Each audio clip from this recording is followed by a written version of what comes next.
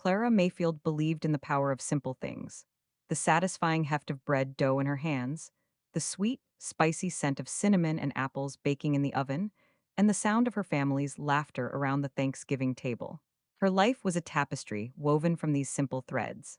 Her small, two-story house in the heart of Harmony Creek, with its sprawling garden and a kitchen that was perpetually warm, was her masterpiece. Her late husband, Robert, a quiet, meticulous watchmaker, had always said her pies could solve any problem. For years, she believed him. Her children, Leo and Amelia, had grown up and built lives of their own, but the house on Chestnut Street remained the family's anchor. Or so Clara thought. Leo was a dreamer, always chasing the next big thing. His latest venture was an artisanal microbrewery, a trendy, expensive project he was certain would make him a local celebrity. Amelia, on the other hand, was a pragmatist, a social climber who had married a successful real estate developer. Her life, chronicled meticulously on her popular blog, Harmony at Home, was a curated collection of beige furniture, expensive lattes, and picture-perfect family moments. The trouble began with a phone call on a Tuesday. It was Leo, his voice a practiced blend of concern and urgency. "Mom, we need to talk. Amelia and I are worried about you. That big house, all that maintenance, it's too much for you to handle alone." A week later, they were sitting in her cozy living room, a united front.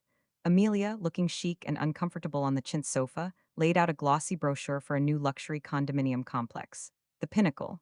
"It's state of the art, Mom," Amelia said, her voice smooth as silk. "Top-notch security, a pool, a gym you wouldn't have to lift a finger. And think of the equity in this old place. Selling it would set you up for life. You'd never have to worry about money again." "But I don't worry about money," Clara said softly, her hands twisting in her lap. "And I love this house, your father and I." "Dad's gone, Mom," Leo cut in gently. "We have to think about the future, your future. Selling now while the market is hot is the smart move, the only move." They were relentless. They spoke of property taxes, of a leaking roof she hadn't noticed, of her safety. They wore her down with 1,000 cuts of feigned concern. In the end, exhausted and feeling like a burden, Clara agreed. She trusted her children. That was her first mistake. The house sold in less than a day for a shocking amount of money. Clara was overwhelmed by the numbers.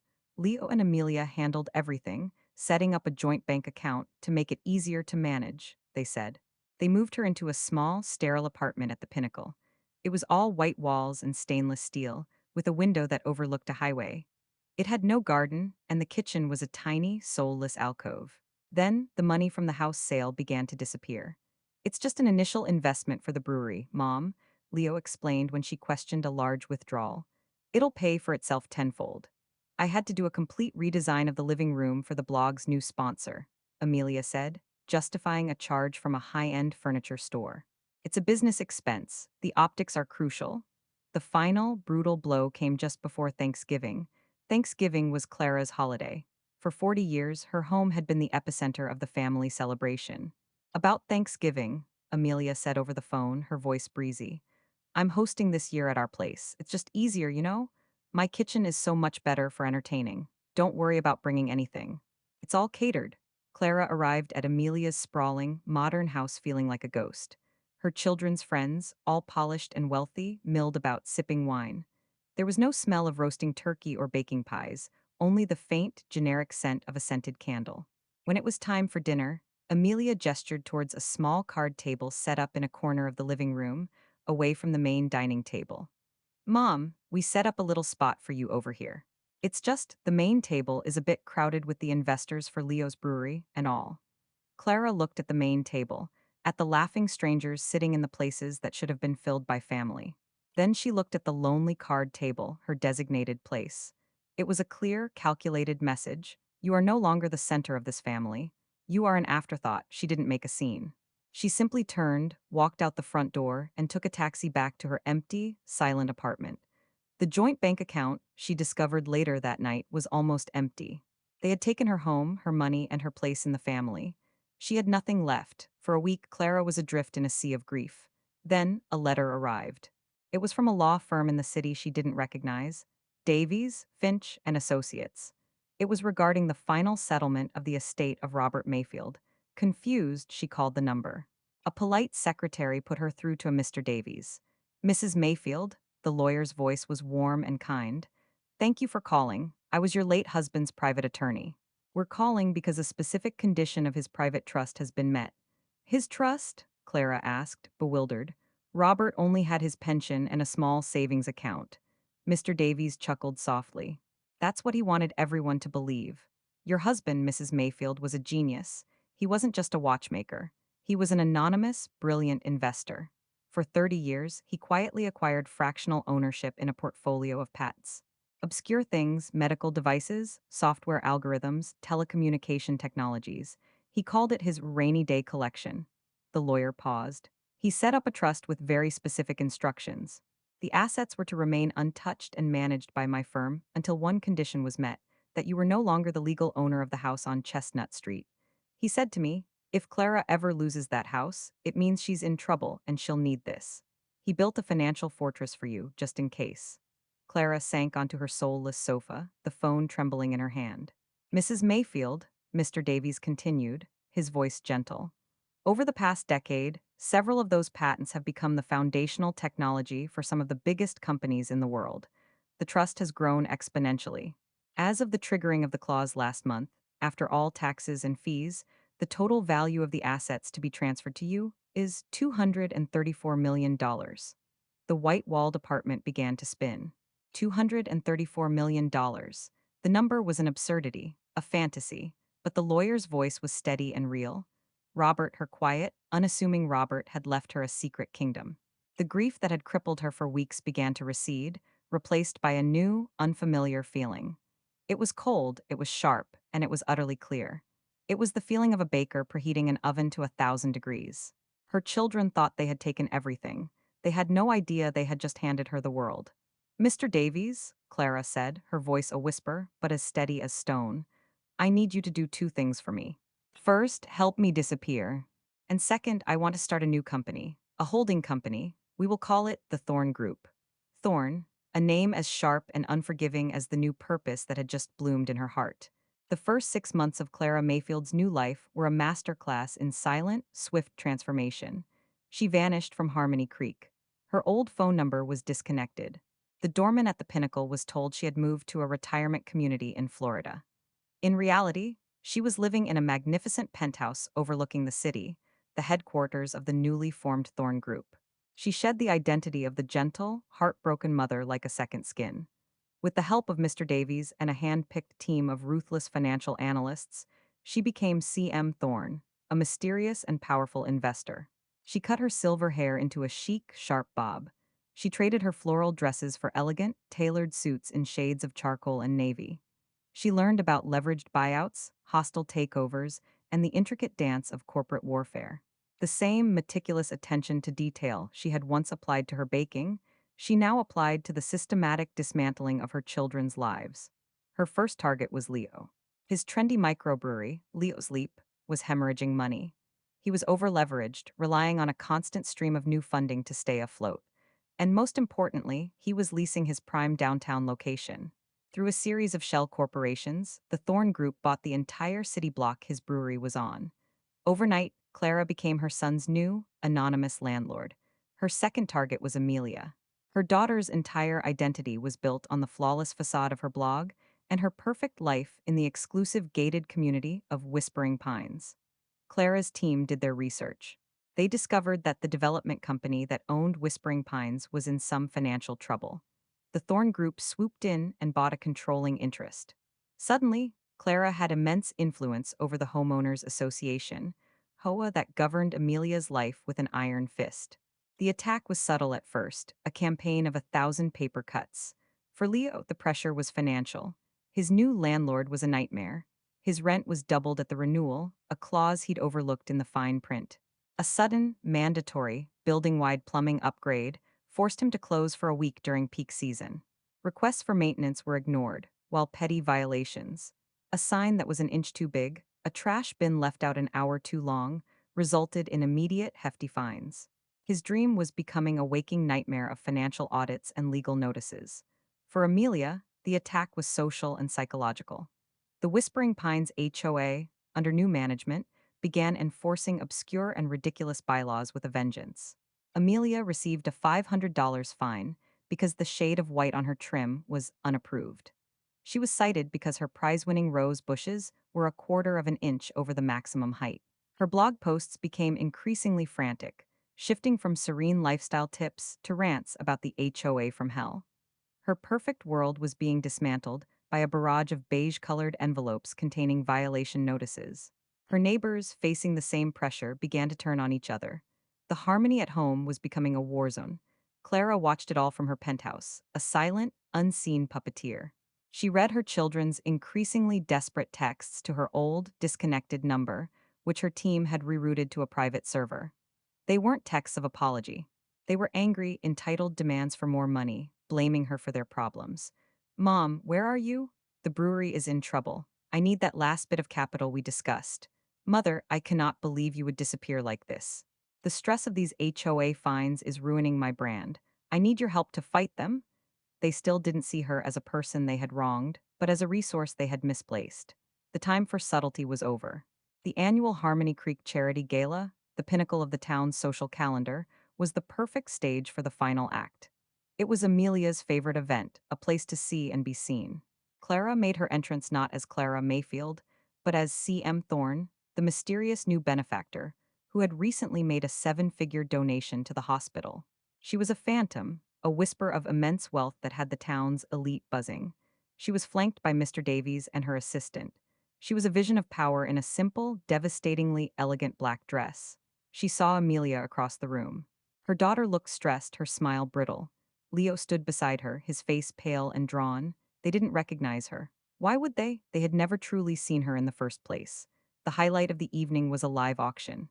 The final item was a week-long stay at a private villa in Tuscany. Amelia, in a desperate bid to reclaim her social status, began bidding aggressively. The price climbed.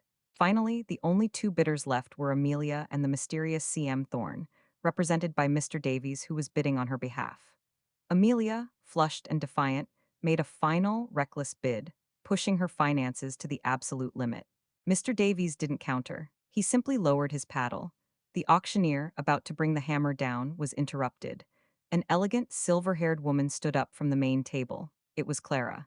She walked towards the stage, her heels clicking softly on the marble floor. A hush fell over the room. I believe there was a mistake, Clara said, her voice calm and clear, amplified by the microphone. My representative was not finished bidding.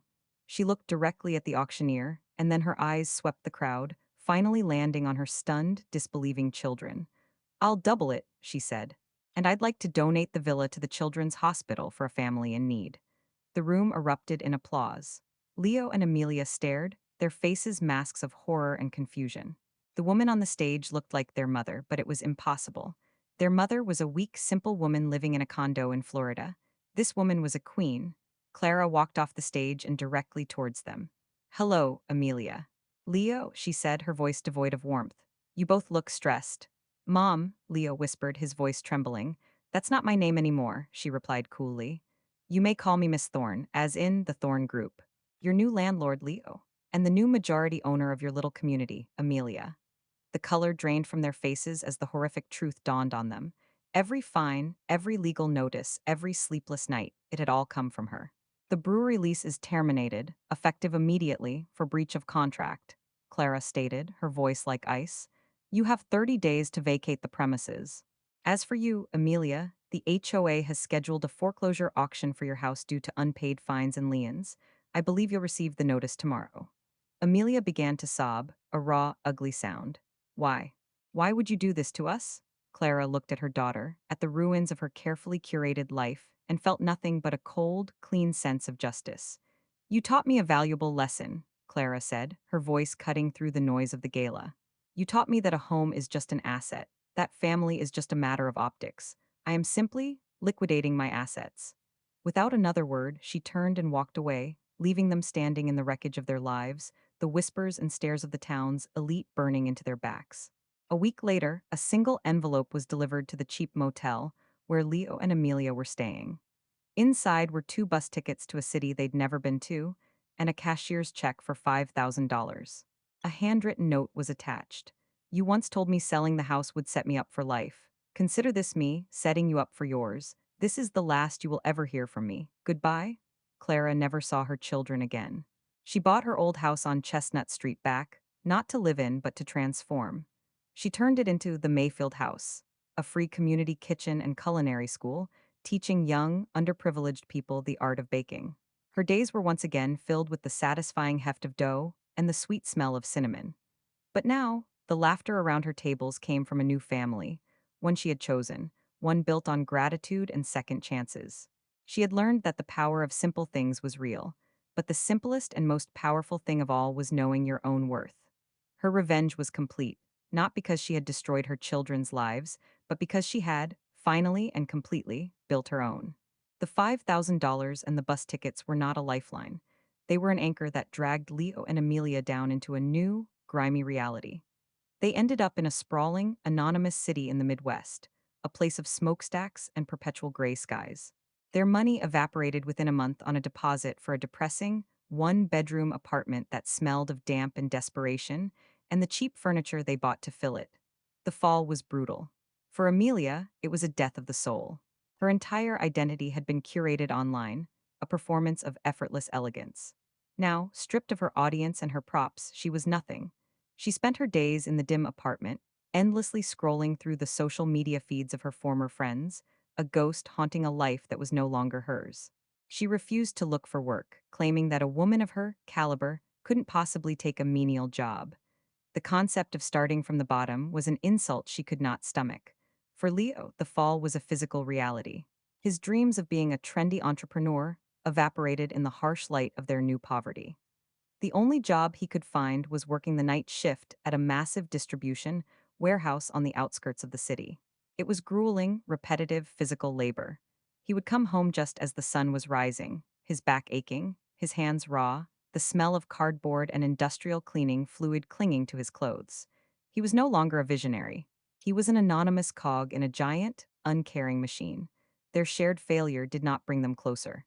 It became a toxic acid that dissolved the last remaining bonds between them. The apartment was a pressure cooker of resentment and blame. If you hadn't been so greedy with the brewery, we'd still have a cushion, Amelia would hiss, her voice dripping with contempt as he collapsed onto the lumpy sofa after a shift. If you hadn't needed a new designer kitchen every 6 months for your ridiculous blog, we wouldn't have been in that position in the first place. He would shout back, his exhaustion making him cruel. At least I'm working, Amelia. What do you do all day? Stare at the life you threw away? They were trapped in a cycle of poverty and recrimination, two people drowning and pulling each other further under. 2 years passed like this, a long, gray smear of time. Leo's hands grew calloused, and his dreams faded into a dull, persistent ache. Amelia grew thinner, more brittle, her world shrinking to the four walls of their miserable apartment.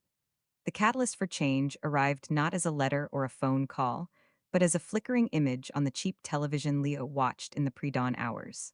It was a segment on a national morning show, a series about amazing Americans giving back.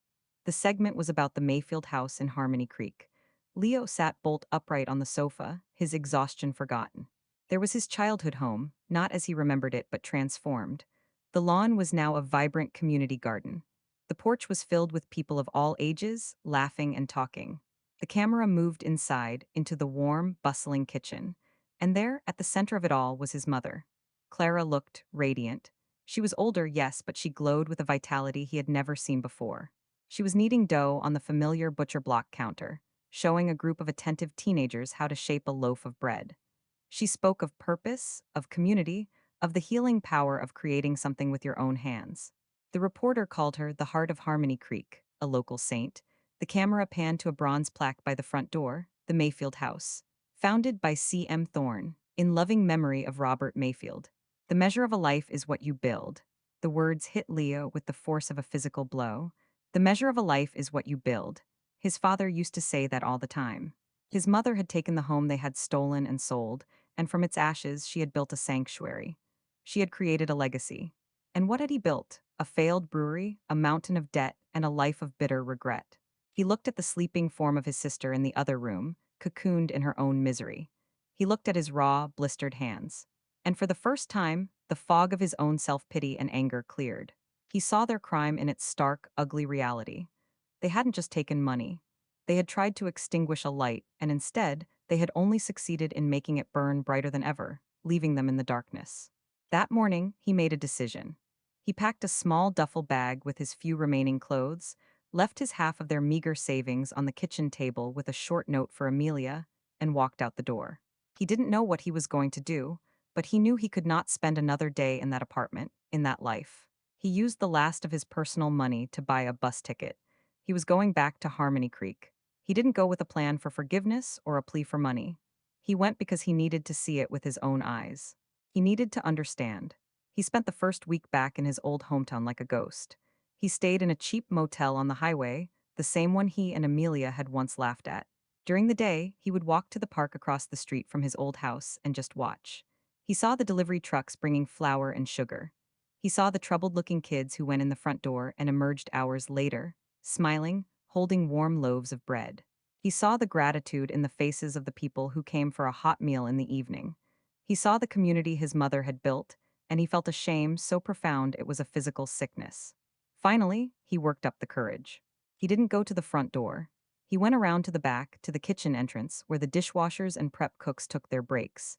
He asked the kitchen manager for a job, any job. He used a fake last name. He was gaunt and worn and looked nothing like the confident son of the founder. He was hired as a dishwasher, the lowest job in the kitchen. For 2 weeks, Leo worked in the steaming, clattering heart of his childhood home. He scrubbed pots and pans, hauled trash, and mopped floors. He kept his head down, his face hidden under a baseball cap. He listened to the staff talk about Mrs. Mayfield with a reverence and love that twisted a knife in his gut. He was in awe of the operation. It was a place of warmth, efficiency, and profound kindness. It was a place that healed people, and he was the ghost haunting the dish pit, scrubbing away at the stains of his own past. His anonymity was shattered on a Tuesday. A massive catering order had left the kitchen in chaos, and they were short-staffed. Clara herself came into the dish pit looking for extra bus tubs. And there, under the harsh fluorescent lights, his head bowed over a sink of greasy water, she saw him. Her face, which had been warm and smiling, froze into a mask of ice. The bustling kitchen seemed to fall silent around them. "What are you doing here?" she asked, her voice quiet, but with an edge of steel that cut through the noise. Leo's heart hammered in his chest. He turned off the water and slowly turned to face her, pulling off his cap. I needed a job," he stammered, feeling like a foolish child. Clara's eyes swept over him, taking in his worn clothes, his rough hands, his shame-filled expression. There was no pity in her gaze, only a cold, deep weariness. "This is a place for people who need a second chance," she said, her voice dangerously soft. "You had your chance, you had every chance, you sold them all." "I know," he whispered, his throat tight. "I'm not here for money, Mom. I'm not here for forgiveness. I had to see it, what you built. It's incredible. It's what you tried to destroy," she stated, not as an accusation, but as a simple, undeniable fact. She turned to leave. "Wait," Leo's voice was desperate. "Please, let me work for free. Let me do anything. Let me scrub the floors. Let me earn the right to stand in this house." Clara stopped, her back still to him. She was silent for a long, agonizing moment. He had expected her to call security, to have him thrown out. When she finally turned back, her expression was unreadable. She looked at him, not as a mother looks at a son, but as a manager assesses a problematic resource. "You want to earn your place?" she asked, her voice flat. "Fine. The Mayfield House offers a residential apprenticeship program for those recovering from hardship. It provides room and board in exchange for work. The room is a cot in a shared basement dormitory with 3 other men. The work is whatever the kitchen manager requires, starting at 5 a.m. 6 days a week. There is no salary, only a small weekly stipend for personal necessities. The program lasts for 1 year. No special treatment. You are not my son. You are an apprentice. You will be treated as such. If you miss a single shift, if I hear a single complaint, you are gone. Forever." It was the most brutal, humiliating offer she could have possibly made. He would live and work as a charity case in his own childhood home, a constant, living reminder of his failure, stripped of his name and his past. It was also an act of the most profound, terrifying mercy. It was a chance, not for redemption, not yet, but a chance to begin the long, arduous work of becoming a man his father would not be ashamed of. Leo looked at his mother, at this powerful, formidable stranger who had once baked him apple pies. He saw the fortress she had built around her heart, and he knew, with absolute certainty, that this was the only path back into the light. He took a deep breath, stood up a little straighter, and met her icy gaze. "I accept," he said. "Thank you, Miss Thorne." Leo's new life was a baptism by fire. The cot in the basement was hard, The shared dormitory was noisy, and the 5 a.m. wake-up call was brutal. He was no longer a dreamer or a failed entrepreneur. He was Apprentice 12, a nameless face at the bottom of the kitchen hierarchy. His days were a relentless cycle of menial, back-breaking tasks. He peeled mountains of potatoes, scrubbed industrial-sized ovens, unloaded heavy trucks in the pre-dawn chill, and cleaned grease traps, a job no one else wanted. He kept his head down and worked. He never complained, never missed a shift, never asked for a single favor. He spoke only when spoken to, his answers polite and concise. The other staff, who at first were suspicious and resentful of his presence, slowly began to see him not as the founder's disgraced son, but as Leo, the quiet guy who did the worst jobs without a word of protest and was always willing to help when someone was overwhelmed. His mother, whom he was instructed to call Miss Mayfield, like everyone else, treated him with a cold, professional distance. She would walk through the kitchen on her daily inspections, her eyes sweeping over him as if he were just another piece of equipment. There were no glimmers of warmth, no secret smiles of encouragement. He was a ghost in her world, and her indifference was a far more profound punishment than any anger could have been. Months bled into one another. The soft, doughy hands of his past life were replaced by the calloused, scarred hands of a worker. He lost weight, but gained a wiry strength. He learned the rhythms of the kitchen, the ebb and flow of a professional operation. He learned the names of the other apprentices, heard their stories of hardship and loss, and realized for the first time how insulated and privileged his own life had been. His self-pity was burned away by the sheer heat and pressure of the work, replaced by a quiet, humbling gratitude for the cot in the basement and the 3 meals a day he earned with his own sweat. He found a strange peace in the anonymity. In the evenings, when his shift was over and his muscles ached, he would sit in the garden that had once been his backyard, and simply breathe. He wasn't trying to earn his mother's forgiveness anymore. He was trying to forgive himself. The first crack in his mother's icy facade came on a sweltering day in August, nearly 10 months into his apprenticeship. The main air conditioning unit in the kitchen broke down, turning the space into a sweltering inferno. The repair company couldn't come until the next day. Tempers were fraying, and the head chef was on the verge of a meltdown. Leo, who had spent his childhood watching his meticulous watchmaker father fix anything with a gear or a motor, recognized the make of the unit. During his dinner break, instead of eating, he went to the basement, found his father's old toolbox, and went to work. He spent 2 hours in the stifling heat, carefully dismantling the control panel, diagnosing the problem, a faulty capacitor he recognized, and painstakingly replacing it with a spare he found in the workshop. With a final click, the unit whirred back to life, and cool air began to pour into the kitchen. He slipped away before anyone noticed, his face covered in grease and sweat. But Clara had been watching from her office window. She had seen him walk towards the unit with his father's toolbox in his hands. She had seen the quiet competence, the same patient focus that Robert used to have when he was working on a complex timepiece. She didn't say anything, but the next day, there was a brand new set of high-quality work boots by his cot. There was no note. The real test came a month before his year was up. A letter arrived at the Mayfield house, addressed to him. The return address was from a public hospital in the city he had left behind. His sister, Amelia, was in the ICU. Years of malnutrition, depression, and self-neglect had culminated in a complete physical collapse. Her situation was critical. Leo went to his mother's office, his heart a cold, heavy stone in his chest. It was the first time he had been there since his return. "Miss Mayfield," he said, his voice trembling as he held out the letter. "It's Amelia. She's dying." Clara read the letter, her expression unreadable. For a moment, Leo saw a flicker of the old, cold fury in her eyes, a flash of the woman who had left them at the mercy of their own bad choices. "This is not a concern of the Mayfield house," she said, her voice flat as she handed the letter back. "I know," Leo said, his voice cracking. "But she's my sister. Please, I have to go. I'll leave the program. I won't come back. Just please, I need my last stipend payment to afford the bus ticket." He was offering to sacrifice the one thing he had worked so hard for, his chance to finish the year, his sliver of redemption.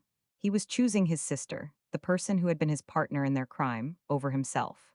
Clara looked at him, really looked at him, for the first time in a year. She saw the desperation in his eyes, but it wasn't the selfish desperation of the man who had begged for brewery money. It was the selfless desperation of a brother afraid of losing his sister. She stood up and went to the safe in her office. But she didn't come back with his meager stipend. She came back with a set of car keys and a credit card. "This is a company car," she said, her voice still firm but the icy edge was gone. "The card is for gas, food, and whatever medical bills are not covered by the state. Find your sister, see what she needs. Settle her affairs." She paused, and her next words were the most important. "Your apprenticeship is not terminated, it is on a leave of absence. The clock is paused, be back in 2 weeks."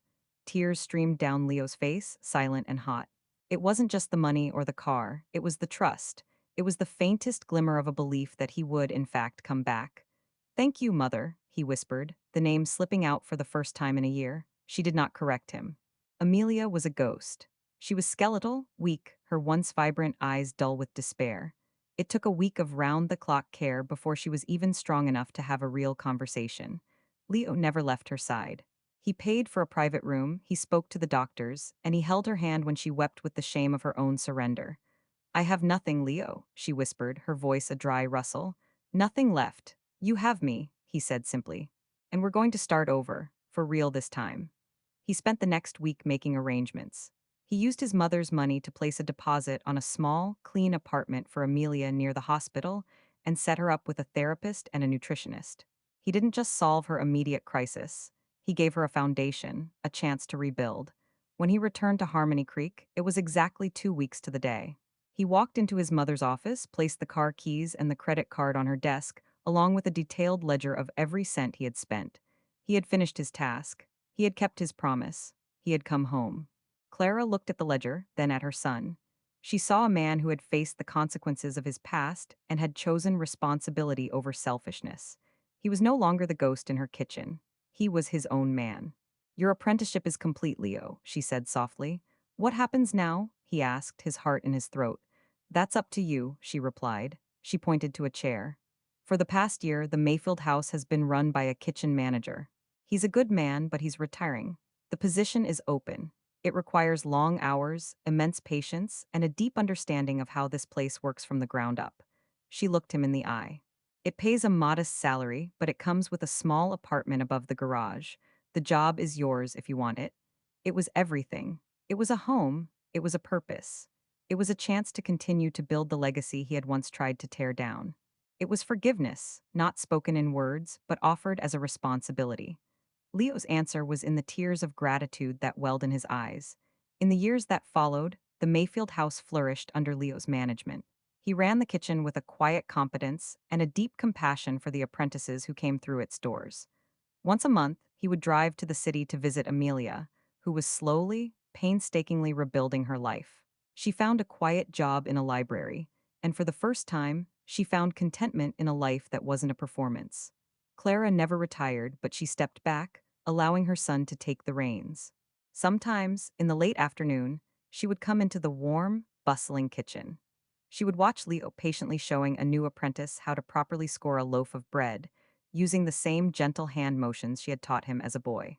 Their past was a scar they would both carry forever, but it was no longer an open wound. The cold, empty space her children had left in her life had been filled, not with vengeance, but with purpose. She had taken their betrayal and transformed it into a legacy of hope. And in the end, in the most unexpected and painful way imaginable, she had gotten her son back, not the one she had lost, but a better man, forged in the fires of his own making. The Mayfield house was no longer just a building.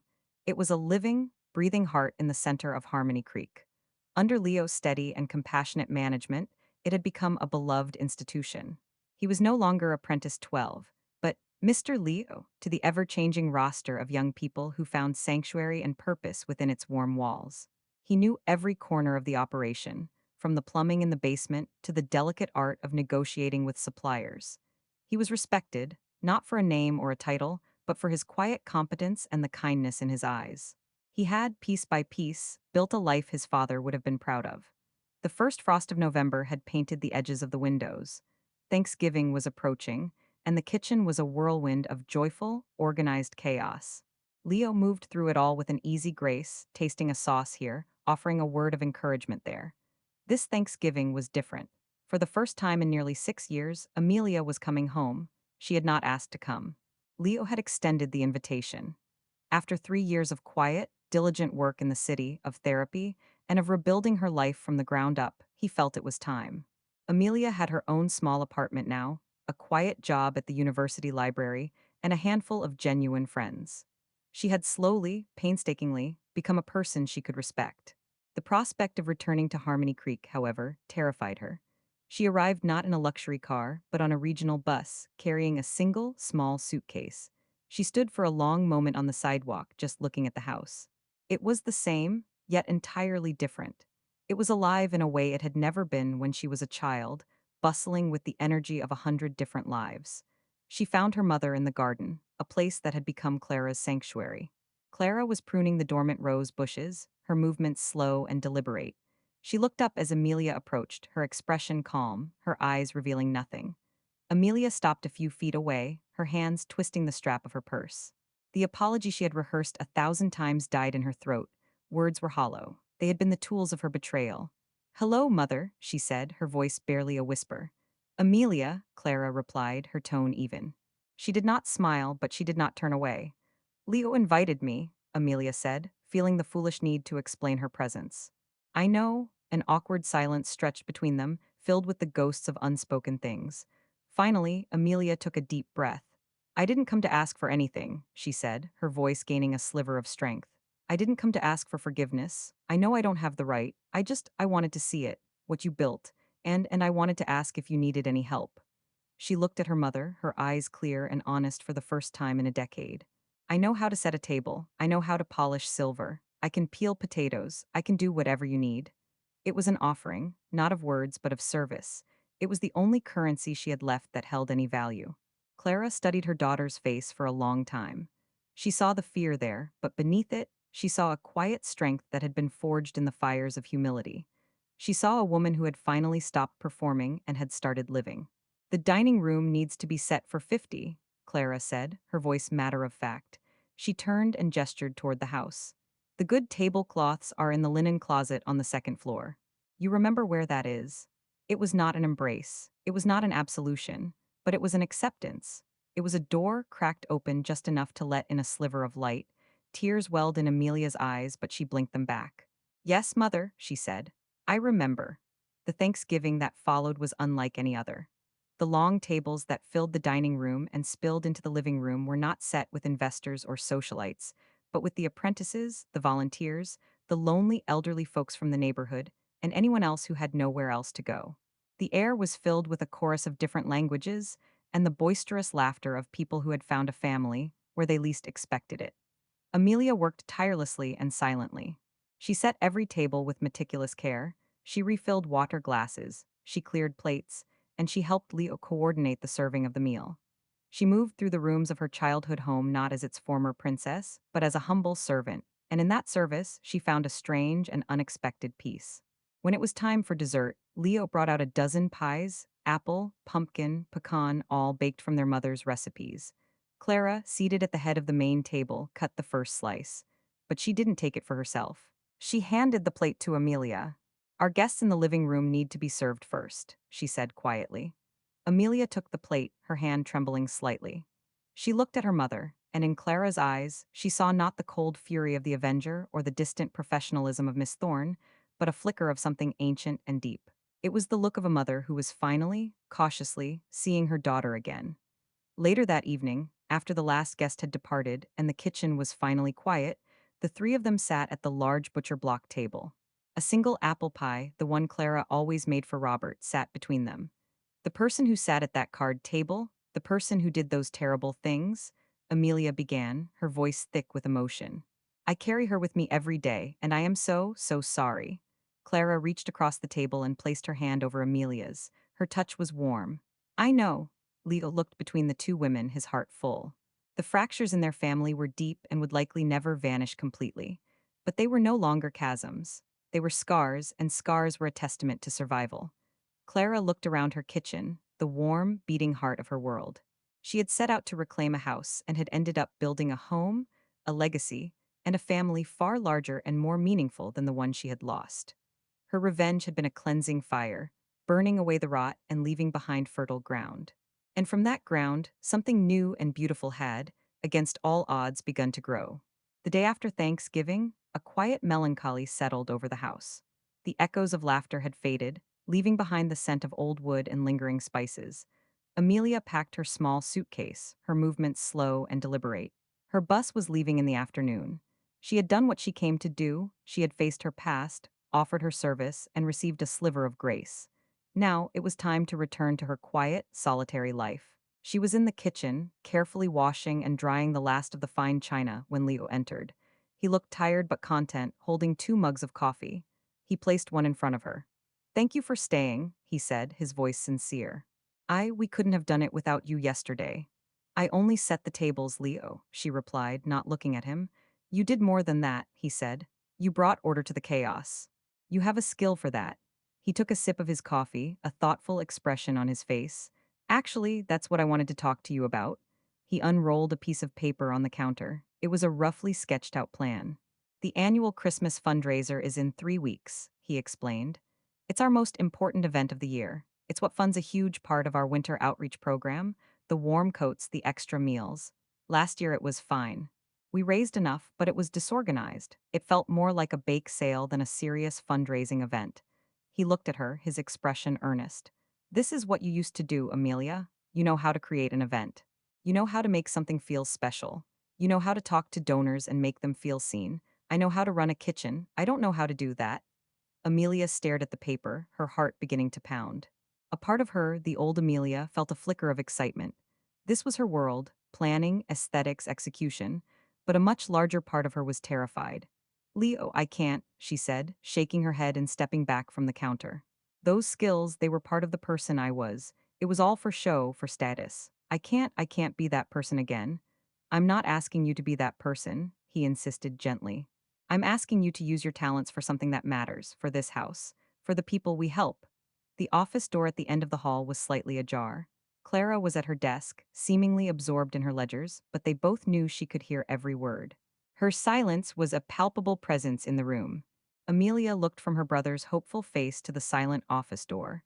This was a test, a much bigger one than setting a table. To accept would mean stepping back into the light, becoming visible again.